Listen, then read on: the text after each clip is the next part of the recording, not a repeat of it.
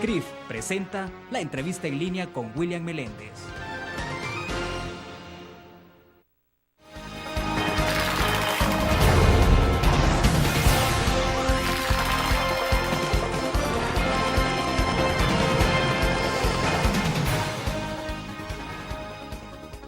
Bienvenidos a la entrevista en línea, es viernes 25 de noviembre de 2011. Saludos y un abrazo a nuestros cibernautas que nos ven en nuestro país y el mundo a través de la prensagráfica.com y también a nuestros televidentes que nos acompañan a las 9 de la noche en Canal 25. Transmitimos en tiempo real desde la sala de redacción de la Prensa Gráfica. Pueden participar enviando su comentario, transmitimos en vivo y en directo. Este día hablaremos de la infraestructura pública y su preparación ante el cambio climático. Durante 2 días, desde ayer jueves hasta hoy, se está desarrollando en nuestro país un importante evento centroamericano, incluyendo Panamá y República Dominicana, donde participa gobierno y sociedad civil reflexionando y analizando este tema. Hablaremos de esto con nuestro invitado y también tendremos un adelanto sobre la evolución del proceso de construcción de la Boulevard Diego de Holguín, lo que tiene que ver con el proceso de licitación. Está con nosotros en nuestros estudios este día Gerson Martínez, él es el ministro de Obras Públicas de nuestro país. Ministro, bienvenido. William, muy buenos días y muchas gracias. Bueno, para comenzar, vamos a ver si avanzamos en el tiempo y aprovechar, ministro, quisiera que nos comentara cómo está este proceso de licitación en el tema de la Diego de Holguín, cómo se está avanzando, en qué plano se encuentra. Debo entender de que pueden haber algunas noticias concretas antes de que cierre este año. Bueno, William, esta es una deuda prehistórica con nuestro país. Recibimos varado el proyecto, atrapado en una jungla de juicios, con una gran crítica ciudadana. Lamentablemente, las anteriores 2 licitaciones que nosotros montamos se declararon desiertas, pero inmediatamente montamos una tercera y esa licitación casi ha tocado a su fin. Prácticamente todas las etapas de la licitación han transcurrido. Nosotros presentamos al país un cronograma. En el cronograma el Ministerio de Obras Públicas se comprometía a licitar, es decir, a contratar este año la obra para iniciar el próximo año la construcción. Sin embargo, es seguro que este año se adjudica y se contrata. Pero vamos a tratar de ver si es posible de dar un plus y arrancar la construcción este mismo año. ¿Es posible hacerlo una vez que ya sea, porque cuáles son las empresas que habrían ofertado y que han o la que ha recibido ya entonces este proceso? ¿Se puede saber? Bueno, eso? Mira, no, porque eso no lo deciden los titulares. Lo que la ley establece es que se forma una comisión evaluadora. Es una comisión muy técnica, es una comisión que actúa no solo autónomamente, sino independientemente de los titulares, y eso es sano, eso es bueno. Y ellos... Es decir, perdón, los titulares, digamos, no meten la mano. No deberían meter la mano nunca los titulares. Esas comisiones tienen que ser, según la ley, absolutamente independientes. Y con base a los criterios legales y técnicos, ellos emiten un dictamen después de la evaluación. Y lo elevan. Entiendo que ellos prácticamente han llegado a su fin. Nosotros elevamos al Banco Centroamericano de Integración Económica una no objeción e inmediatamente podemos proceder a la adjudicación. Existen posibilidades de que aquello que nosotros teníamos programado como para entre el 16 y el 20 de diciembre, que era la adjudicación, existen posibilidades que se pueda realizar la próxima semana. Si eso es así, es una buena noticia porque podría permitirnos arrancar la obra constructiva, no el próximo año, sino este. Ahora, pero entonces, en teoría, hasta la próxima semana estaríamos conociendo cuál es la empresa que ha ganado la licitación, cuál es la responsable. Todos los detalles de todo este proceso. Sí, ciertamente, esta próxima semana. Y lo que tiene que ver con costos igual. Sí, toda la información esta próxima semana. Ahora, las expectativas que tienen ustedes entonces, porque ¿cuál es el tramo completo entonces? ¿Cuántos kilómetros completos estarían cubriendo? Bueno, son alrededor de 4 kilómetros, pero eso incluye varios derivadores, por ejemplo ahí por la Jerusalén, una especie de trébol. Sí, sí. Incluye los puentes y no es una carretera de un carril ni 2 carriles, es una autopista, un bulevar de 6 carriles que tiene que estar sujeto a determinados estándares técnicos.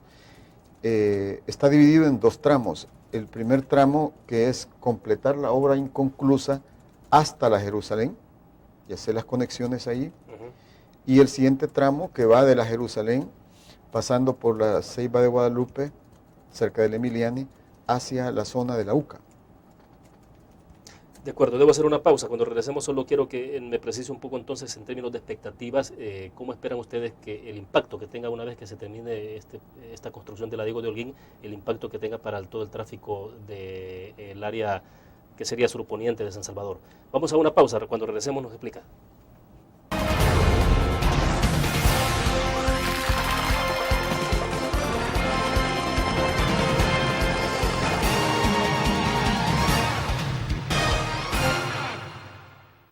¿Qué te parece si este año descubres nuevos destinos? Alcanzas tus metas. Manejas nuevos triunfos sin más preocupaciones. Cuenta con nosotros para lograr todas tus aspiraciones. Los créditos de la Agrícola te acompañan para que puedas crecer hasta donde te lo has propuesto. Solicítalos al 2210-9800 en bancoagricola.com o en agencias. Banco Agrícola. Tu periódico es dinero, porque ahora puedes pagar con la prensa gráfica. Busca y recorta en tu periódico el dinero, que podrás canjear en los establecimientos de nuestros aliados. Encontrarás uno cada día. Compra con la prensa gráfica y encuentra una buena noticia para tu bolsillo. Con la prensa gráfica lo compras. Con la prensa gráfica lo pagas. La prensa gráfica. Noticias de verdad.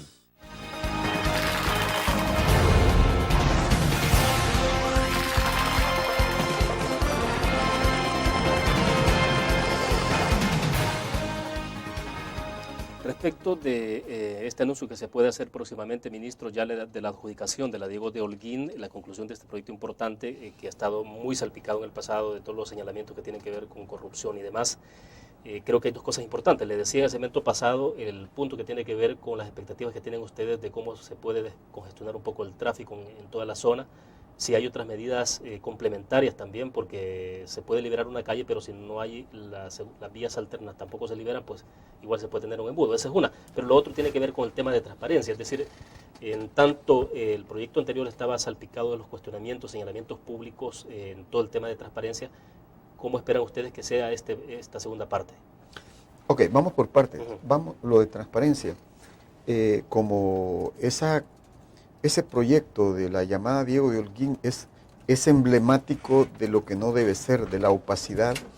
Entonces nosotros estamos moralmente y legalmente obligados a observar la mayor transparencia. Ahí está el Observatorio Ciudadano, que ha formado Transparencia Internacional observando esto. Yo he visto permanentemente una muchacha, a veces llega el licenciado Jaime López y otro equipo. Eso es bueno.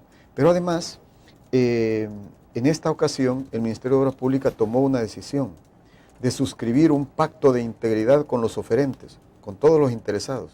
Se suscribió, que obliga a las partes, obliga al sector público y obliga al sector privado a abrir totalmente el proceso, las cuentas, a la mirada ciudadana. Cualquier ciudadano puede pedir información, cualquier periodista puede pedir información, tiene derechos, son dineros públicos. Eso es importante. Además ha habido presencia de Casalco e incluso de la prensa en muchos de los actos. Así que la política de anticorrupción y de transparencia está absolutamente garantizada, pero lo que se necesita es concretar, hacer la obra. Pero bueno, vamos a adelantar y vamos a iniciar hoy en diciembre. Sobre el problema del tráfico, en realidad para el tráfico del área metropolitana, la Diego de Holguín no es la solución, es parte de la solución. La Diego de Holguín representa como un 15% de lo que hay que hacer en el área metropolitana. La Diego de Holguín en realidad solo es parte de un plan maestro que tenemos para todo el área metropolitana que incluye que incluye, por ejemplo, el rehacer toda la carretera de Los Chorros, ¿verdad? Desde la zona del Poliedro a empalmar con la Diego de Holguín. Incluye la transformación de la Jerusalén, la ciclorruta que vamos a crear desde la Diego de Holguín a empalmar con la Jerusalén. Esa ciclorruta no es exactamente una ciclovía, porque la ciclovía es para ir con los niños simplemente a hacer ejercicio. No, la ciclorruta, además de eso, y principalmente es para ofrecerle una alternativa de tráfico, de comunicación a las personas que se conducen en bicicleta desde Santa Tecla hacia San Salvador. Ahora, eso va a implicar generar un poco de cultura en la gente, porque realmente, bueno, sí, mucha gente utiliza bicicleta, pero más como una cuestión no de transporte, sino más bien de un poco de esparcimiento. Puede utilizarse para los dos, pero en este caso forma parte de un diseño, de la ingeniería del tránsito, del tráfico en la ciudad.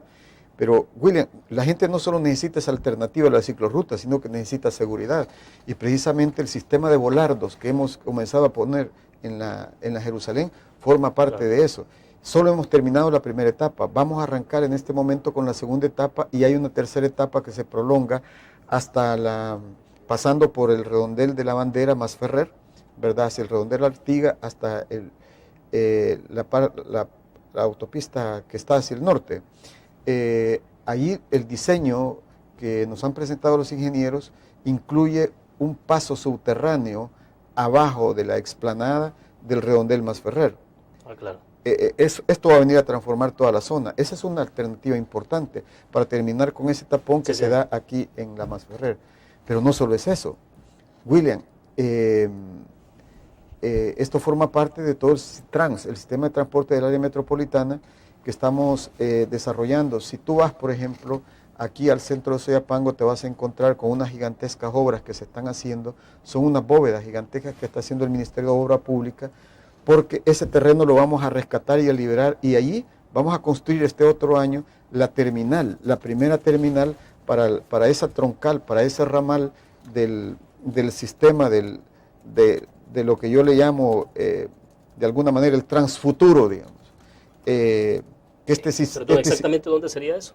En Soyapango, porque es el despegue, es el arranque que va desde Soyapango, pasando por la Juan Pablo hacia El Salvador del Mundo. Entonces ya se está trabajando además en todo el diseño, ya se trabajó en la contratación del diseño. El proceso va, de tal suerte que la Diego de Holguín es parte de un planteamiento mucho más integral y mucho más completo que en los próximos días vamos a presentar al país. Ahora, esto es complementario y ustedes esperarían entregar estas obras antes de que termine esta administración. Estamos hablando para 2014. Ciertamente, la Diego de Holguín la va a entregar este gobierno. Los Chorros, eso se hace este próximo año. Ya eso prácticamente el proceso licitatorio va. La troncal esta de los buses articulados, eso también arranca el próximo año. En el siguiente año estaría entrando en funcionamiento. Pero no solo es la infraestructura vial, no solo es la infraestructura del transporte. Transporte también es el renovar la flota de buses. Y precisamente estamos avanzando hacia la tarjeta prepago, la tarjeta prepago, para evitar que los motoristas anden dinero y para protegerlos también. Y además para crear un sistema de fideicomiso que le permita un espaldarazo a los empresarios que actúen como una red, como un gran conjunto empresarial, y esto les dé el respaldo para renovar toda su flota, para el crédito que ha ofrecido el Japón, y ofrecerle a la ciudadanía un sistema de transporte moderno, funcional, seguro y accesible sobre todo. Perfecto. Bueno, de hecho, tenemos pendiente la posibilidad de que nos visite la próxima semana, tener una conversación con el viceministro de Transporte para hablar en específico de todo este desarrollo. Ciertamente, él les puede decir del paso que dimos, el paso que nunca se quiso dar, de comenzar a liberar el centro histórico, nosotros lo hemos hecho. Esto es parte de todo el plan de nuestro gobierno. Bueno, Vamos a la pausa. Cuando regresemos hablemos de cómo entonces se está planteando la discusión en el marco del foro que ha iniciado el día de ayer y que termina este día en perspectiva del blindaje ante el cambio climático, el blindaje de la infraestructura. Vamos a hablar de este tema después de la pausa.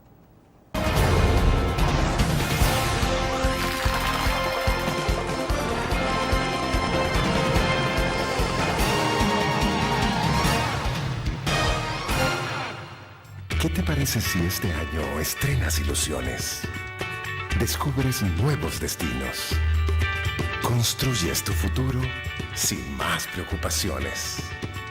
Cuenta con nosotros para lograr todas tus aspiraciones. Los créditos del Agrícola te acompañan para que puedas crecer hasta donde te lo has propuesto. Solicítalos al 2210-9800 en bancoagrícola.com o en agencias. Banco Agrícola.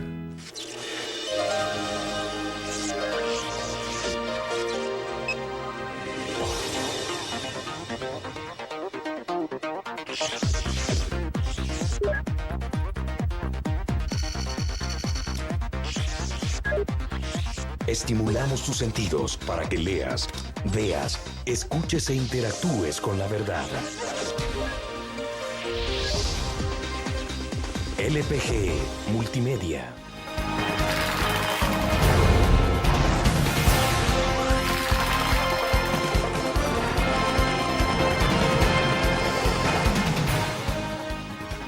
Bueno, hay alguna participación acá en Facebook, ministro, que tiene que ver justamente con el tema anterior. Entonces, antes de que pasemos al tema de cambio climático, que finalmente todo está articulado alrededor de esto, pero aquí hay muchas interrogantes o recomendaciones de nuestros cibernautas sobre todo este tema de la red vial en San Salvador.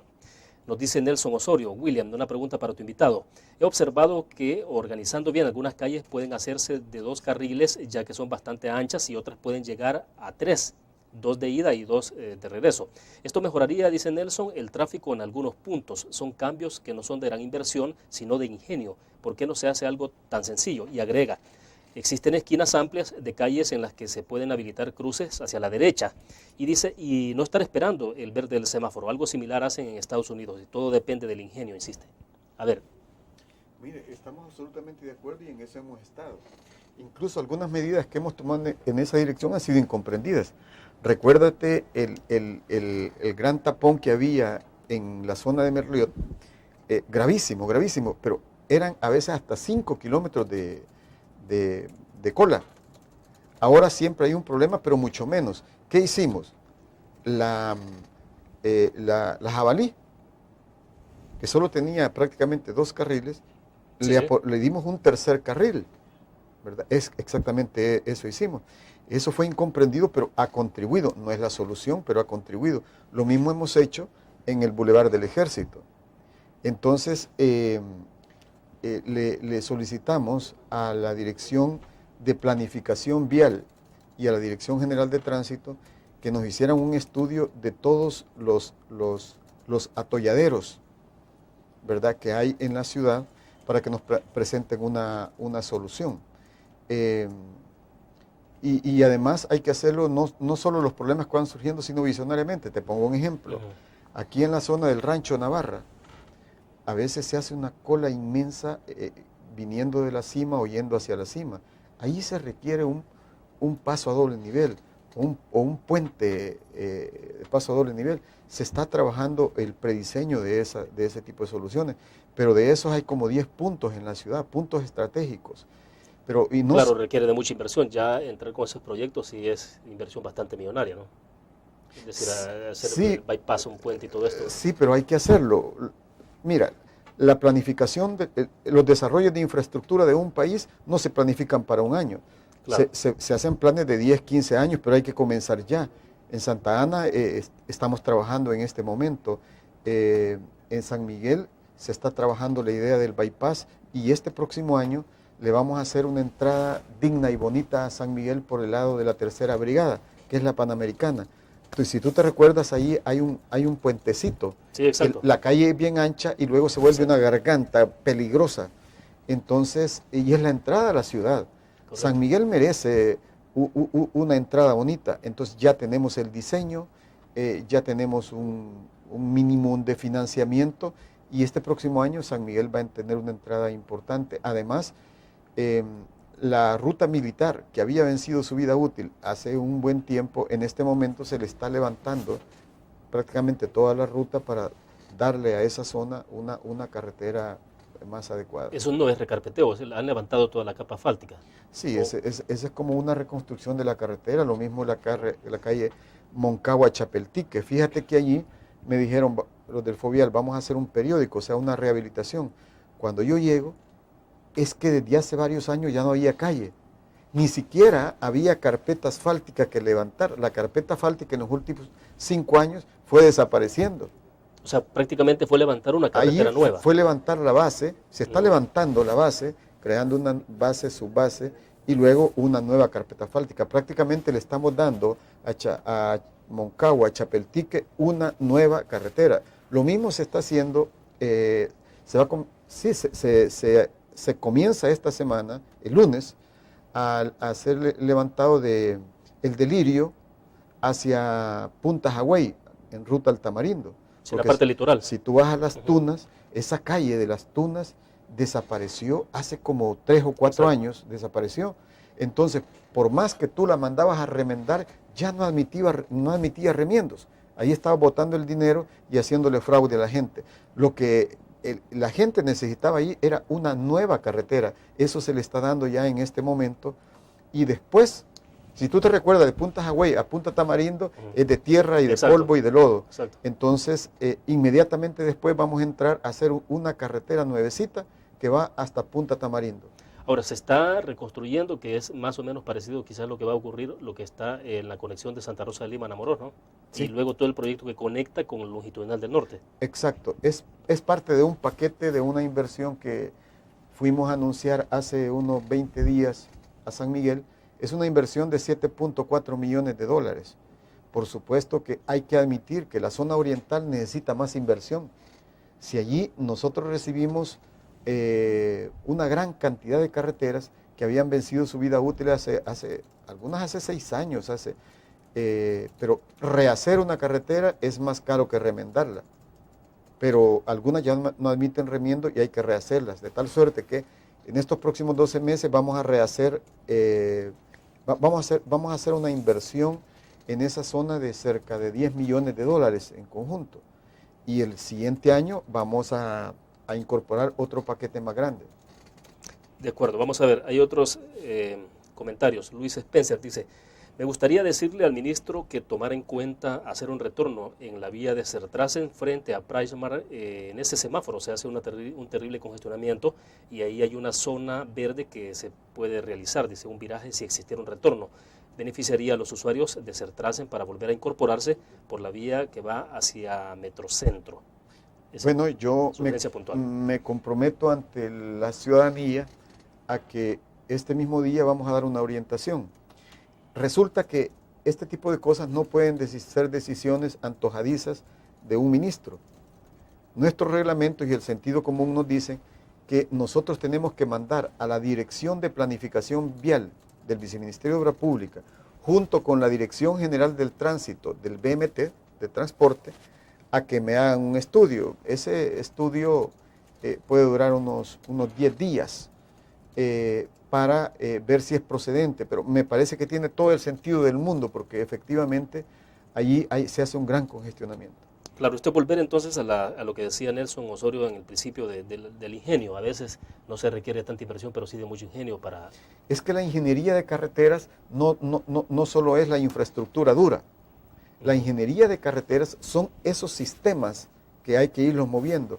Nosotros muy probablemente hoy en enero algunas carreteras, algunas calles del Gran San Salvador que solo se usan 2 vías, porque a ambos lados hay vehículos aparcados, claro. Es posible que eliminemos esos aparcaderos para darle más fluidez a las vías, lo que hicimos en la Jabalí. De acuerdo, vamos a una pausa comercial. Voy a leer otros comentarios que nos llegan sobre su gestión y luego pasamos entonces ahora sí a todo el tema de cambio climático. Volvemos.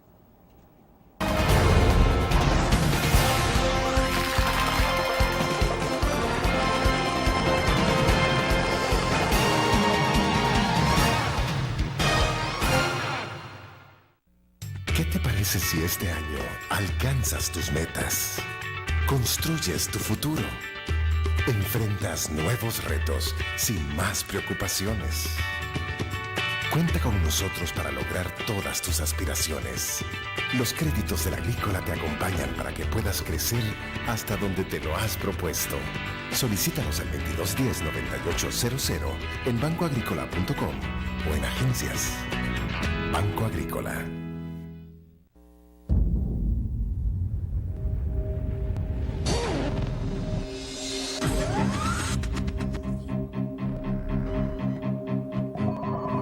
El inicio de una estrategia financiera desde los negocios y la actividad económica hacia toda Centroamérica. El Economista Regional, una revista especializada donde encuentras el panorama empresarial y los principales movimientos financieros. El Economista, el modelo regional de información económica.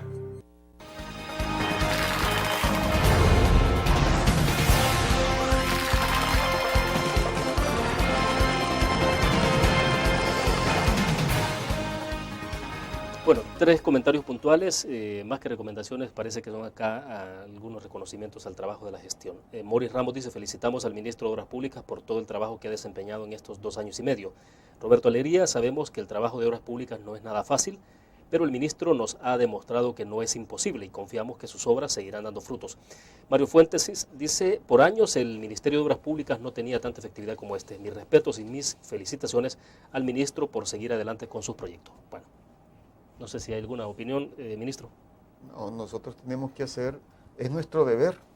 Imagínense, nos honran con una responsabilidad y encima de eso nos pagan y nos dan el privilegio de servirle a la gente. Hay que tratar de hacer las cosas de la mejor manera posible. Yo creo que quizá la mayor obra de ingeniería, la mayor obra es si logramos liberar totalmente al Ministerio de Obras Públicas de lo que fue el régimen de corrupción. Ese ministerio, la reingeniería no fue suficiente. Ese ministerio lo que ha requerido es una verdadera quimioterapia. Y ese esfuerzo va a haber que continuarlo. Creo que el nuevo gobierno, en la nueva administración, tendría que continuar el mismo esfuerzo para que el Ministerio de Obra Pública realmente se reconvierta. Bueno, pero todo esto pasa por cómo se deja de fortalecida la institucionalidad, que eso es importante, o sea, y eso trasciende más allá de la gestión del ministro o de un gobierno. No, y sobre todo que, mire, eliminar la corrupción no es solo de titulares. Si usted puede poner un hombre honrado, pero si el sistema es corrupto, si la cultura es corrupta, si hay ingenieros o hay directores que piden mordidas, o si hay empresarios que sobornan a los ingenieros, el país no sale de eso. Por eso fue muy importante que cuando nosotros suscribimos el convenio para someternos al Observatorio de Transparencia Internacional, fue muy significativo que el liderazgo de la Cámara Salvadoreña de la Construcción llegó a decirme: ministro, nosotros, el sector privado de la construcción, nos queremos someter también al Observatorio Ciudadano. Mire, eso hace 25 años era impensable en este país. Y El Salvador, de alguna manera, en el campo, en el sector construcción público-privado, se ha convertido en un líder en Centroamérica. Inclusive el Código de Ética de Casalco se ha convertido en modelo para los códigos de ética de las cámaras de construcción de Centroamérica. Porque, mire, para que haya un corrupto, tiene que haber un corruptor y frecuentemente también un encubridor. Entonces hay que terminar con eso. Después de todo, la corrupción, dicen que la corrupción es política cuando la cometen los tomadores de decisiones, burocrática cuando la cometen los empleados en aduanas, en policías, etc. Pero también existe la corrupción en el mundo de los negocios. Entonces hay que atacar la corrupción a todo nivel. Pero entonces hay una buena señal, cuando Casalco se compromete a su nivel, entonces hay una buena señal, o sea. Muy buena señal. Quiero decirle que, no obstante que a veces como gobierno tenemos algunas diferencias con el sector privado, en el área de obra pública tenemos casi una virtual alianza con el sector privado en la lucha contra la corrupción. Y uno se pregunta, ¿eso es malo para el país o es bueno para el país? Es bueno porque la corrupción empobrece al país. La corrupción lo que hace es que deja las obras varadas, obras de mala calidad. carreteras que hoy se hacen y un año después ya no existen. Entonces, no es justo que exista corrupción en los gobiernos. Solo cierro, entonces, volviendo a la Diego de Holguín, ustedes, además de dejar una buena obra, esperan que sea un ejemplo de transparencia. Bueno, efectivamente, el primer desafío de la Diego de Holguín es hacerla. Y nosotros dijimos, se hace, hay dos alternativas, se hace o se hace. Segundo, que el proceso sea limpio, transparente, incorruptible. Y el tercer desafío es que la obra quede de calidad, que haya calidad en la obra, que la ciudadanía se sienta satisfecha, que venga a resolver problemas. Eso es lo que se requiere, pero además que sea limpia en el sentido que no nos deje ningún juicio, ningún litigio.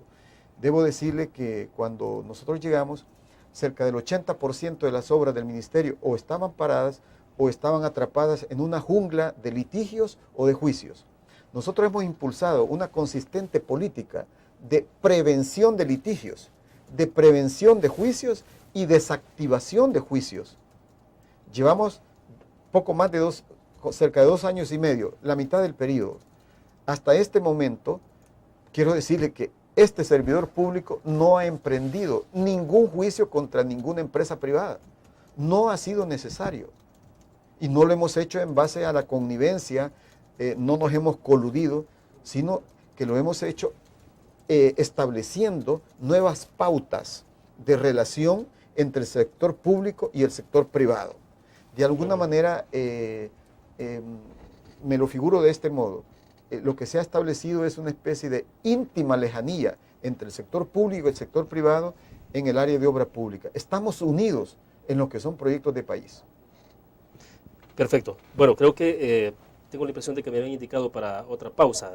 Bueno, vamos a la pausa comercial y ahora sí, regresamos con cambio climático. Desde hace rato venimos ofreciendo el tema y no hablamos, pero bueno, que hay tanto tema del que hablar con ustedes. Vamos a la pausa, regresamos.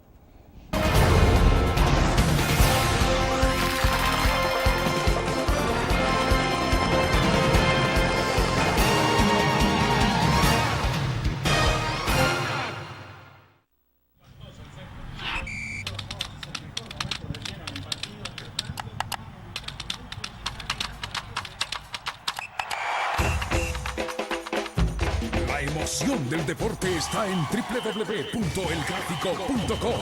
Ingresa al nuevo escenario deportivo y descubrí toda la pasión del deporte. Fotos, videos, fichas y resultados de las mejores ligas del mundo. Elgráfico.com. Conectados por deporte. Blur. La revista más innovadora y moderna de todos los tiempos. Única en su estilo, creativa. Un espacio exclusivo y reservado de entretenimiento y diversión, llevada al máximo. Blur. Time Out, Movie, lo mejor de la cartelera. Art. Shopping, la guía de la moda. Go, viajes cortos fuera de la ciudad. Blur.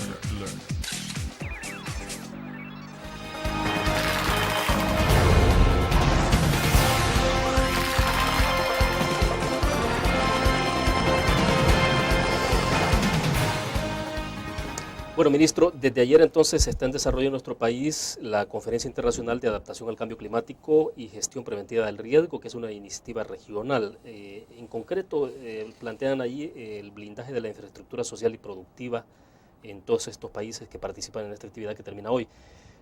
¿Cuál es el planteamiento concreto que están haciendo ustedes y qué es lo que se espera rescatar de esta actividad? Es decir, ¿hacia dónde darle entonces el rumbo a la nueva inversión pensando en el cambio climático?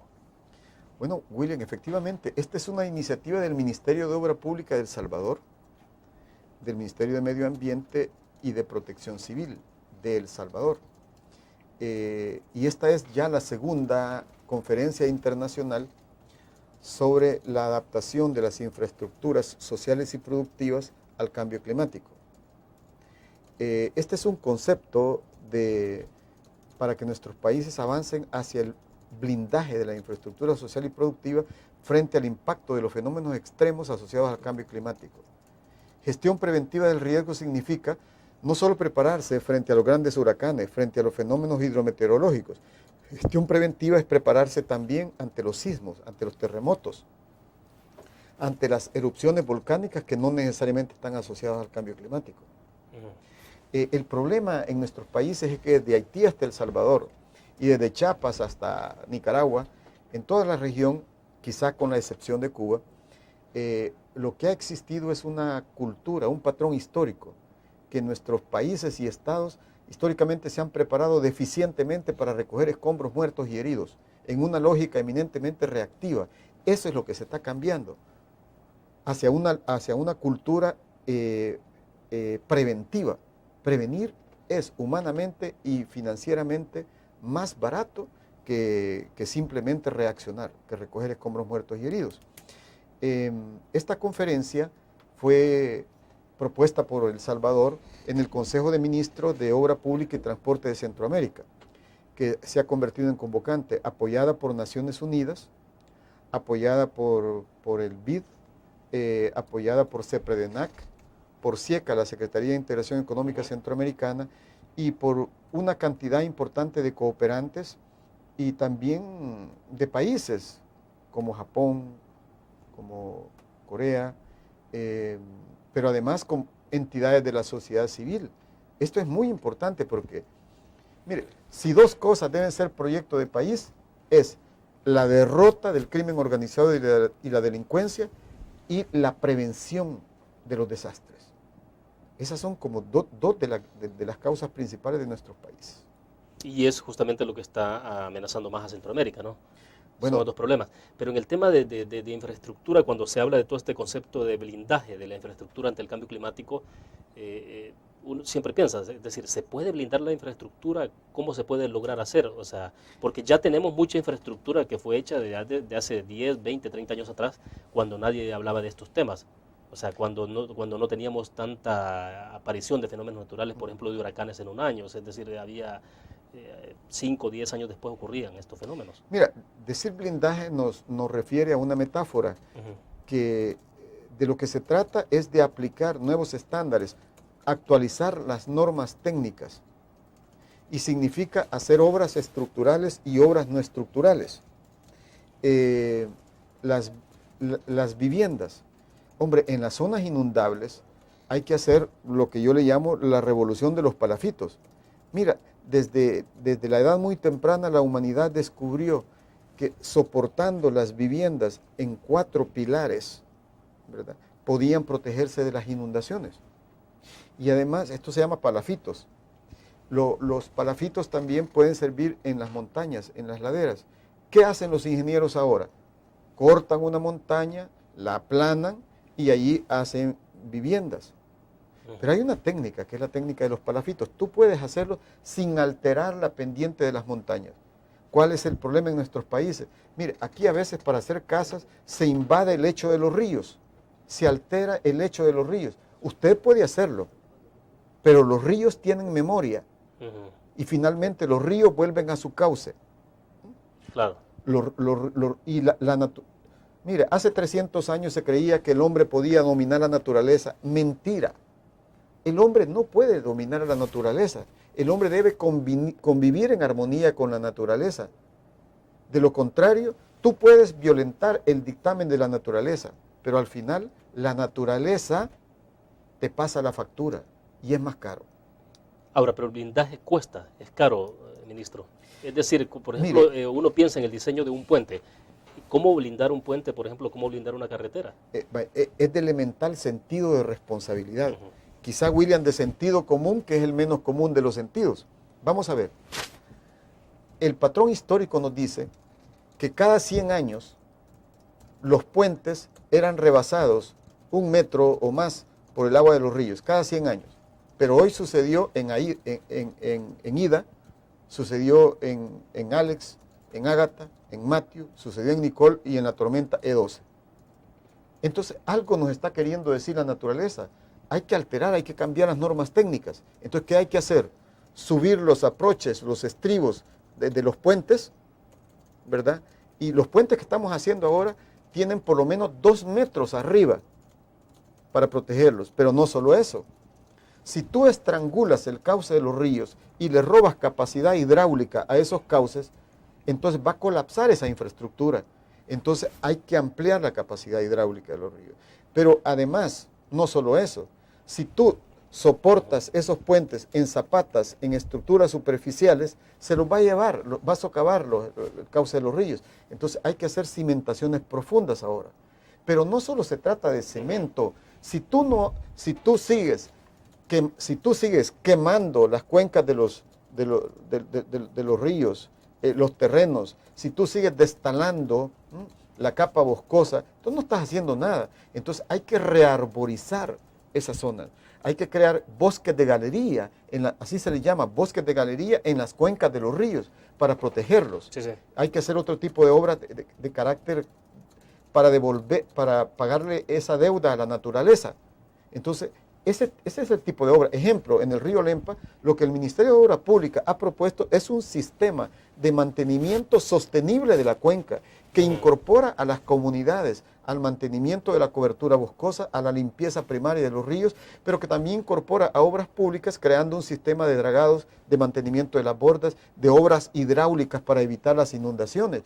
Pero tiene que ser un sistema permanente y sostenible y se requiere una alianza entre CEL, el Ministerio de Agricultura y el Ministerio de Obras Públicas, que estamos a punto de firmar un convenio justamente en esa dirección. De acuerdo. Bueno, de hecho, el alcalde de Jiquilisco hizo un planteamiento de la necesidad de hacer un dragado del río Lempa en algunas zonas. Me imagino que tendrá que considerarse algunas peticiones de ese tipo, ¿no? Pero bueno. Sí, pero hay que tener cuidado con los dragados, porque si solo es dragado, los dragados alteran la pendiente de los ríos y puede generar mayor velocidad y mayor capacidad rompedora de las aguas. Se necesitan soluciones sostenibles e integrales, un sistema de mantenimiento sostenible de cuencas donde puede incorporar dragados, por supuesto. Bien, vamos a la pausa. Cuando regresemos, explíquenos entonces qué tanto está calando o se está fundamentando esta visión en los países de Centroamérica, de los que están participando en este evento internacional. Vamos a la pausa.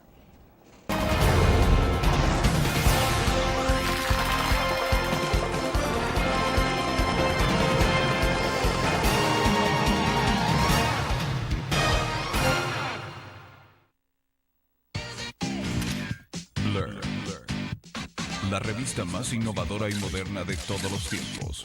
Única en su estilo, creativa. Un espacio exclusivo y reservado de entretenimiento y diversión, llevada al máximo. Blur. Time Out, Movie, lo mejor de la cartelera. Art.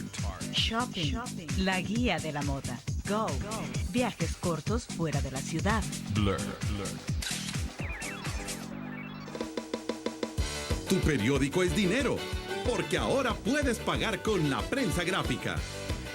Busca y recorta en tu periódico el dinero que podrás canjear en los establecimientos de nuestros aliados. Encontrarás uno cada día. Compra con la prensa gráfica y encuentra una buena noticia para tu bolsillo. Con la prensa gráfica lo compras. Con la prensa gráfica lo pagas. La prensa gráfica. Noticias de verdad.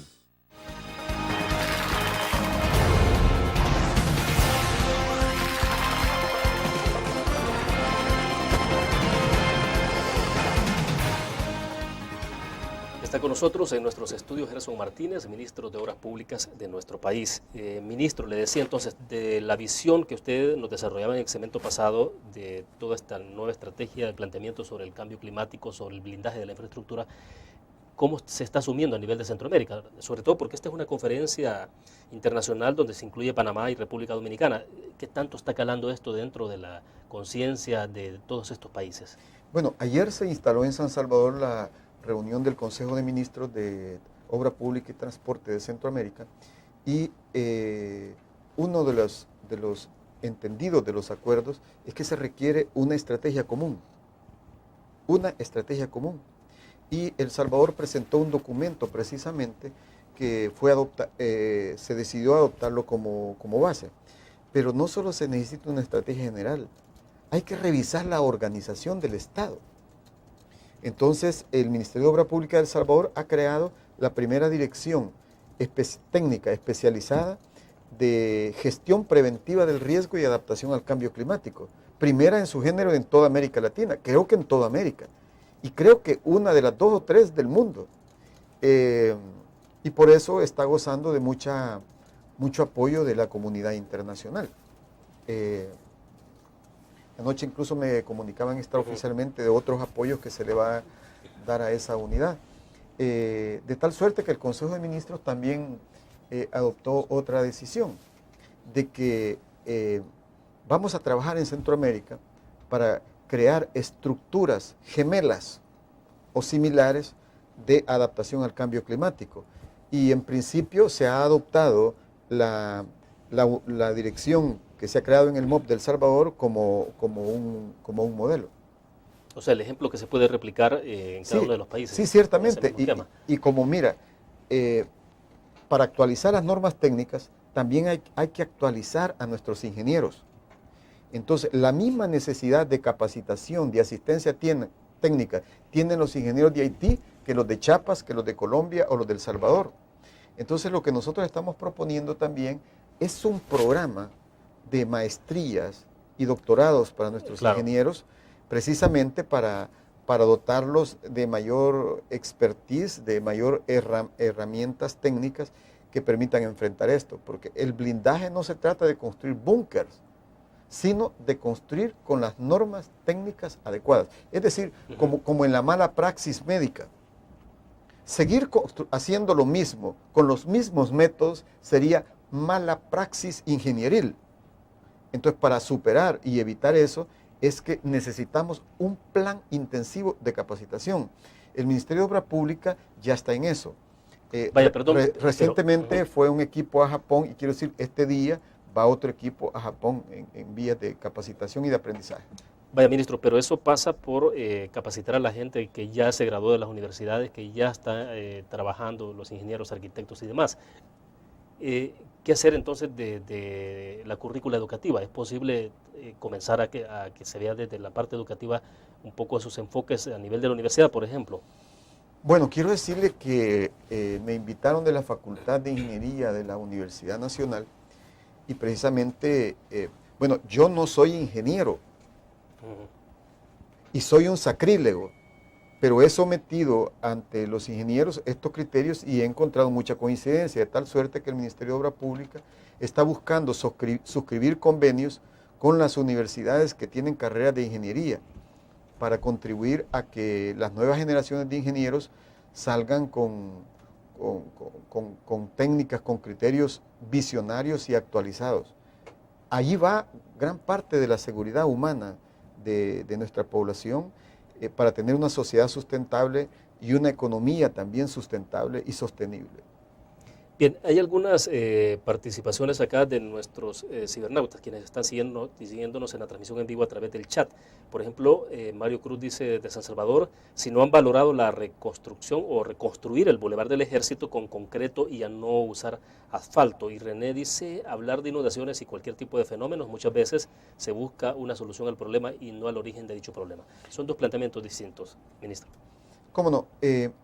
Mira, con el Boulevard del Ejército quiero decirles con total claridad, yo hablé con el directorio de Fovial y les dije, miren, yo personalmente simpatizo en que se haga de concreto. Sin embargo, aquí existe un instituto del concreto y un instituto del asfalto. Y entre los ingenieros hay un debate de cuál es el material, la técnica más eficiente. La verdad es que ambas pueden ser buenas, pero es un estudio. Y el diseño el que te va a decir eso, se está trabajando el diseño. Todo el Boulevard del Ejército, todo va a ser reconvertido, porque por allí va a pasar el ramal del Citrans. Claro. Entonces nosotros íbamos a entrar este año a hacer una reconversión, pero no tiene sentido porque después vamos a destruir.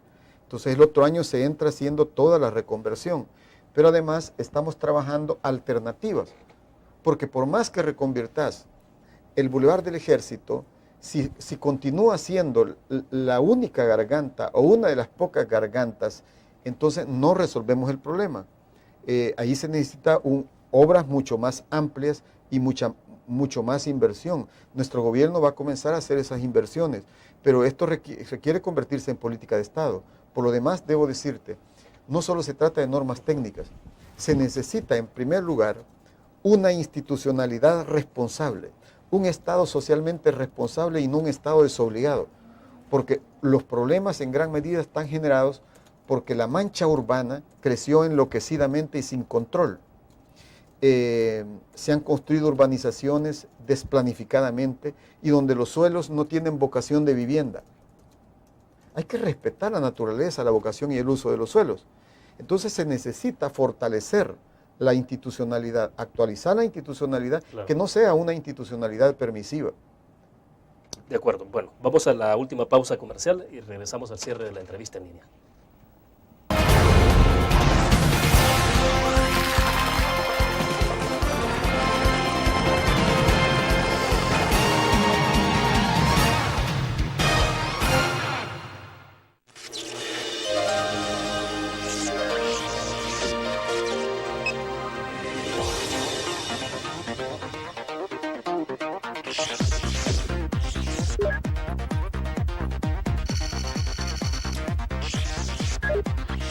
Estimulamos tus sentidos para que leas, veas, escuches e interactúes con la verdad. LPG Multimedia. Tu periódico es dinero, porque ahora puedes pagar con la prensa gráfica. Busca y recorta en tu periódico el dinero que podrás canjear en los establecimientos de nuestros aliados. Encontrarás uno cada día. Compra con la prensa gráfica y encuentra una buena noticia para tu bolsillo. Con la prensa gráfica lo compras. Con la prensa gráfica lo pagas. La prensa gráfica. Noticias de verdad.